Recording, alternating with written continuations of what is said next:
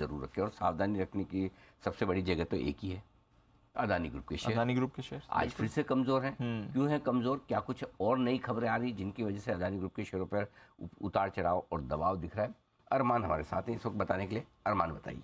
जी sir, लगातार हमने देखा कि जब से हिंडनबर्ग की रिपोर्ट आई उसके बाद से आपको दिखेगा लगातार नेगेटिव खबरें आती जा रही हैं, जो बैकआउट्स आते हुए जा रहे हैं। उसी की लिस्ट में अगर आप देखेंगे कि ये खबर भी आती हुई दिखी, कंपनी ने एक नॉन बाइंडिंग एमओयू किया था ओरिएंट सीमेंट के साथ, जो सितंबर 2021 में किया था। और ये जो एमओयू किया था, ये एमओयू उन्होंने इसलिए किया था क्योंकि वो एक सीमेंट ग्राइंडिंग यूनिट जो है उसको स्थापित करने के लिए ये एमओयू किया था। अब उसकी समय सीमा, जब तक ये सारे काम होने थे वो समय सीमा खत्म हो गई, तब तक अब इसमें आगे नहीं हो पा रही है अब चीज डील। तो इसलिए अब ये जो एग्रीमेंट है, ये वाला एमओयू जो है वो भी रद्द होता हुआ दिखा है। उसी के साथ साथ एक और खबर ये भी आती हुई दिखी कि अडानी इंटरप्राइजेज ने अपने कोयले से पीवीसी जो बनाने के लिए जो प्लांट था उसको भी उन्होंने होल्ड पे डाल दिया है। अब इसकी इम्पैक्ट इस हिसाब से, क्योंकि जब उन्होंने ऐलान किया था, लगभग 32,000 करोड़ का जो ये इतना बड़ा प्रोजेक्ट था, जब उन्होंने ऐलान किया था, इसमें वो अगर आप देखेंगे कंपनी लगभग 2 मिलियन टन प्रति एनम की जो है क्षमता के हिसाब से पर एनम वाली जो कैपेसिटी वो यहाँ पे बढ़ाने वाली थी। उसी के साथ साथ अगर आप अब देखेंगे कि अगर आप इनमें ये रीजंस क्यों ऐसे रीजंस रहे कि इन्होंने इस चीज़ को होल्ड पे डाला। अगर आप देखेंगे कि कंपनी की तरफ से बयान भी आते हुए दिखे मैनेजमेंट की तरफ से कि कंपनी अभी कोई भी जो नए प्रोजेक्ट्स हैं वहाँ पर कोई भी जो है नया कमिटमेंट नहीं करना चाहती है।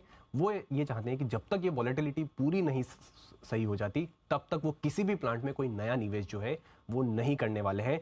तो ओवरऑल ये जो दोनों एस्पेक्ट देख रहे हैं, और हमने आपको 5-6 पॉइंट्स पहले भी बताए थे कि जब से हिंडनबर्ग की रिपोर्ट आई है तब से लगातार होल्डबैक आते हुए जा रहे हैं। तो जो नए प्रोजेक्ट भले कितने भी बड़े हो सकता है 32,000 करोड़ का बड़ा प्रोजेक्ट था वो, इसे भी उन्होंने होल्ड पे डाल दिया। बड़े रोक रहे तो समझ में आता है, छोटे भी रोक रहे हैं। हाँ, आप बड़े फोकस कर रहे हैं, मैं तो बोल रहा हूँ छोटे छोटे वाले भी नहीं हो रहे हैं। हाँ, मतलब अब नया कुछ भी करना ही नहीं है। ये क्लियर मैसेज ग्रुप की तरफ से आ रहा है, राइट? छोटा हो या बड़ा हो, नया प्रोजेक्ट अब शुरू नहीं करना। ओरिएंट सीमेंट के साथ तो जो मेरे ख्याल से करार बहुत बड़ा नहीं है, राइट? बड़ा नहीं था।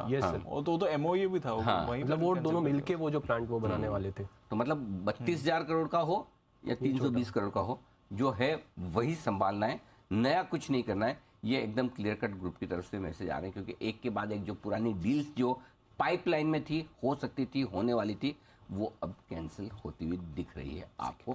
ये है इस वक्त जी। बिल्कुल। बट किसी का घाटा कभी किसी का हम फायदा भी मान लेते हैं। कैसे? अब जैसे ये इन्होंने पीवीसी प्लांट का प्लान रोक दिया है। हाँ। इससे कुछ कंपनीज को फायदा भी हो रहा है। हाँ, जो पीवीसी वाले बिजनेस में है, जहाँ कंपटीशन बढ़ सकता था। यस सर, ये जो हमने प्लांट की डिटेल्स देखी कि वो कहाँ पर इन्वेस्ट करने वाले थे, तो ये पीवीसी रेजिन बनाने वाले थे, सीपीवीसी बनाने वाले थे और एमल्शन पीवीसी बनाने वाले थे।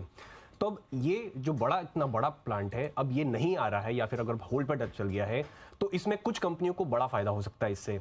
जिसमें आप सबसे पहले अगर आप बात करेंगे, जिसमें पीवीसी पेस्ट की अगर मैं बात करूं तो उसमें है केम्प्लास्ट सनमार।